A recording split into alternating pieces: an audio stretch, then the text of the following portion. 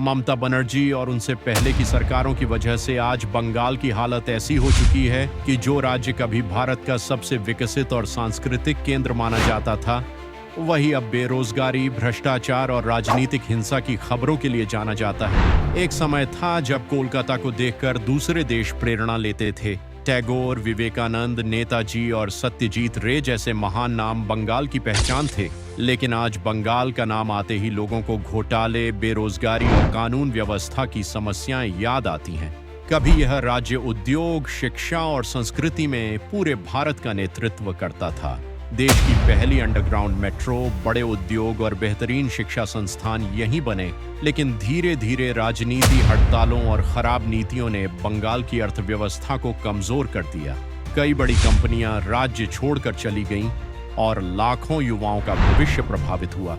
आज अगर कोई बुजुर्ग कोलकाता की पुरानी तस्वीरें देखता है तो उसकी आंखों में एक अलग ही चमक दिखाई देती है, क्योंकि उसने वो दौर देखा है जब बंगाल सिर्फ एक राज्य नहीं था, बल्कि पूरे भारत की बौद्धिक राजधानी माना। उस समय कोलकाता की सड़कों पर ट्राम चलती थी, कॉफी हाउस में घंटों साहित्य और राजनीति पर बहस होती थी, थिएटर और सिनेमा समाज का हिस्सा थे, और बंगाल का हर दूसरा युवा खुद को सिर्फ नौकरी तक सीमित नहीं, बल्कि समाज बदलने वाले विचारों से जोड़कर देखता था। ब्रिटिश शासन के दौरान कोलकाता पूरे भारत का सबसे महत्वपूर्ण शहर था। यह सिर्फ ब्रिटिश भारत की राजधानी नहीं था, बल्कि व्यापार, शिक्षा, कला और उद्योग का सबसे बड़ा केंद्र भी था। देश के सबसे बड़े बंदरगाहों में से एक कोलकाता पोर्ट यहीं था। जूट मिल्स, इंजीनियरिंग कंपनियां, रेलवे नेटवर्क और बड़े व्यापारिक घराने बंगाल की अर्थव्यवस्था को मजबूत बनाते थे।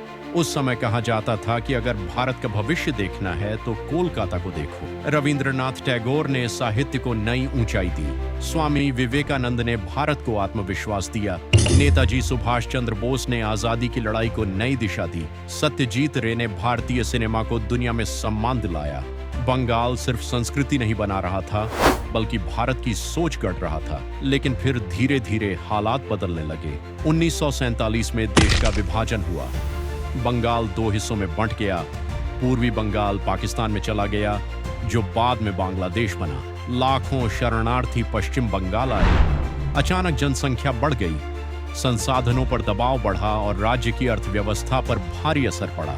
लेकिन असली गिरावट कुछ साल बाद शुरू हुई। 1960 और 70 के दशक में बंगाल में मजदूर आंदोलन और राजनीतिक संघर्ष तेजी से बढ़ने लगे। हर तरफ हड़तालें होने लगी। यूनियन राजनीति इतनी मजबूत हो गई कि उद्योगपतियों को बंगाल में व्यापार करना मुश्किल लगने लगा। कई फैक्ट्रियां बार बार बंद होती थीं। कंपनियों को नुकसान होने लगा। धीरे धीरे बड़े उद्योग बंगाल छोड़कर दूसरे राज्यों में जाने लगे। इसी दौरान नक्सल आंदोलन ने भी बंगाल को हिला दिया। कोलकाता की सड़कों पर हिंसा बढ़ गई। छात्र राजनीति उग्र होती चली गई। राजनीतिक हत्याएं और पुलिस कार्रवाई आम खबर बन गई। जिस शहर को कभी बुद्धिजीवियों का शहर कहा जाता था, वहां डर और अस्थिरता का माहौल बनने लगा। 1977 में लेफ्ट फ्रंट सत्ता में आया। ज्योति बसु के नेतृत्व में वामपंथी सरकार ने लंबे समय तक बंगाल पर शासन किया।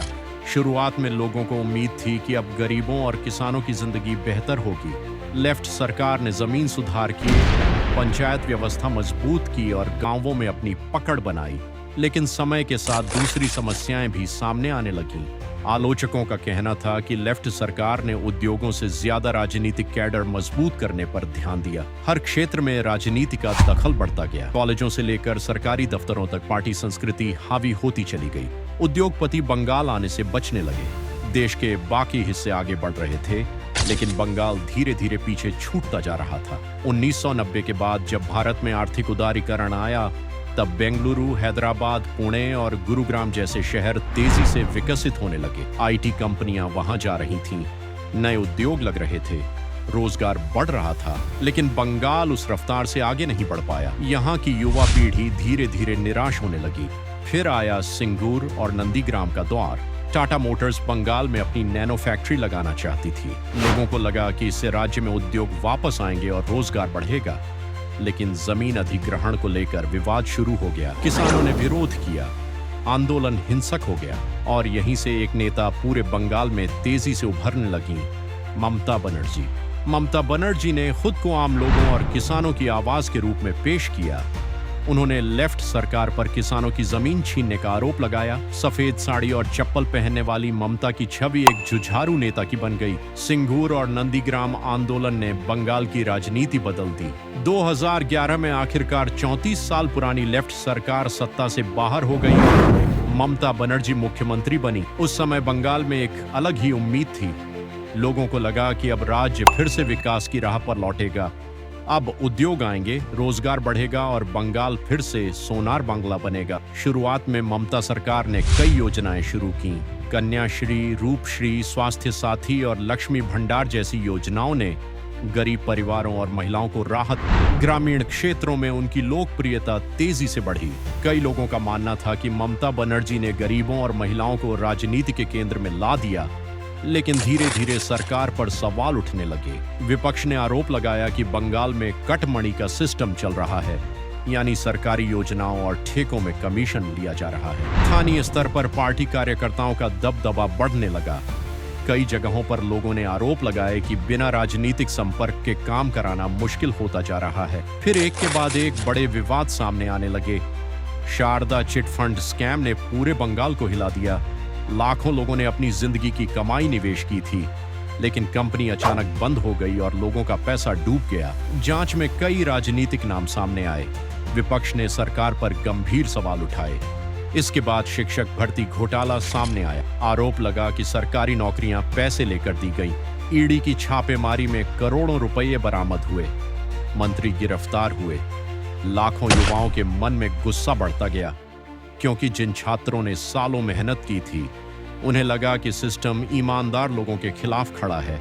आज भी बंगाल से बड़ी संख्या में युवा नौकरी की तलाश में दूसरे राज्यों में जाते हैं। दिल्ली, पुणे, बेंगलुरु, मुंबई और हैदराबाद जैसे शहरों में आपको हजारों बंगाली युवा मिल जाएंगे जो अपने राज्य से बाहर भविष्य बनाने की कोशिश कर रहे हैं। कई लोग कहते हैं कि बंगाल में प्रतिभा की कमी नहीं है, लेकिन अवसरों की कमी है। इसके साथ साथ राजनीतिक हिंसा भी बंगाल की सबसे बड़ी पहचान बनती चली गई। चुनावों के दौरान हिंसा की खबरें आम हो गईं।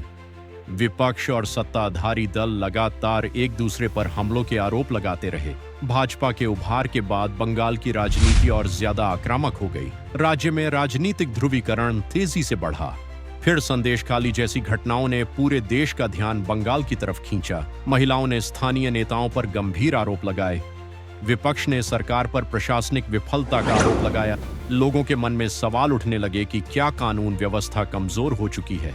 इसके बाद आरजी कर मेडिकल कॉलेज की घटना ने भी सरकार की छवि को गहरा नुकसान पहुंचाया। डॉक्टरों और छात्रों ने विरोध प्रदर्शन किए। सोशल मीडिया पर लोगों का गुस्सा दिखाई देने लगा। बंगाल की कानून व्यवस्था और प्रशासनिक क्षमता पर फिर सवाल उठे।